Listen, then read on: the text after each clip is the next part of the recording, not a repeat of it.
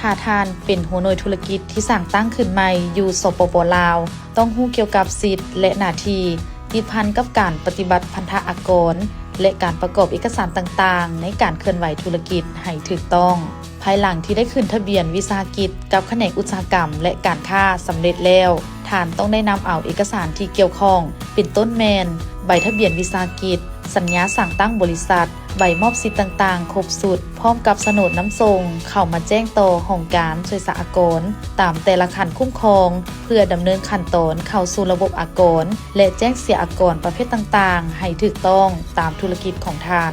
ภายหลังที่เจ้าหน้าที่ช่วยสหกรณ์ได้รับเอกสารที่เกี่ยวข้องแล้วจะแจ้งให้หัวหน่วยธุรกิจที่สร้างตั้งขึ้นใหม่เข้ามาเรียนรู้ขั้นตอนและวิธีการแจ้งมอบอากรประเภทต่างๆให้ถูกต้องหรือเอิ้นว่าปฐมนิเทศนั่นเองซึ่งเจ้าหน้าที่ช่วยสหกรณ์จะได้แนะนำหัวหน่วยธุรกิจสร้างตั้งขึ้นใหม่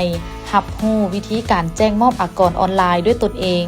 แนะนำระเบียบการนิติกรรมที่เกี่ยวข้องต่างๆขั้นพื้นฐานให้รับรู้เช่น 1. การแจ้งเกี่ยวกับอัตราอากรแต่ละประเภทติดพันกับธุรกิจของท่านเป็นต้นอากรมูลค่าเพิ่มอากรเงินเดือนอากรกำไรและอื่นๆ 2. แนะนำความรู้พื้นฐานเกี่ยวกับการนำใช้ใบเก็บเงินการถือบัญชีการสร้างบทรายงานการเงินประจำปีและระเบียบการออกใบยั่งยืนการมอบพันธะประจำปีที่ธุรกิจต้องรับรู้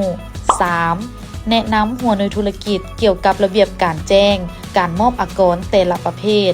และทางมาตรการที่เกี่ยวข้องถ้าหากมีการละเมิด 4. แนะนำหัวหน่วยธุรกิจเกี่ยวกับการแจ้งมอบอากรด้วยตนเองแจ้งออนไลน์การคิดรายและมาตรการที่เกี่ยวข้องเวลามีการละเมิดภายหลังที่หัวหน่วยธุรกิจสร้างตั้งขึ้นใหม่ได้รับรู้ขั้นตอนและวิธีการต่างๆของเวียกงานช่วยสหกรณ์แล้วจะต้องได้ประกอบมีเอกสารที่ยั่งยืนคือ 1. บทบันทึกรับรู้เกี่ยวกับการปฏิบัติพันธะอากร 2. ได้รับใบยั่งยืนเข้าสู่ระบบอากรมูลค่าเพิ่ม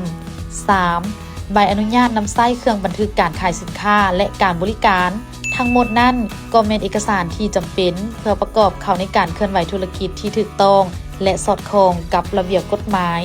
ฉะนั้นถ้าท่านเป็นหัวหน่วยธุรกิจที่สร้างตั้งขึ้นใหม่ภายหลังที่ได้ลงทะเบียนวิสาหกิจแล้วต้องได้เริ่มแจ้งมอบอากรประเภทต่างๆตามธุรกิจของท่านให้ถูกต้องครบถ้วนเพื่อความยืนยงและเติบใหญ่เคียงคู่กับการสร้างสรรค์พัฒนาประเทศชาติข้อมูลเพิ่มเติมโทรสายด่วนช่วยสหกรณ์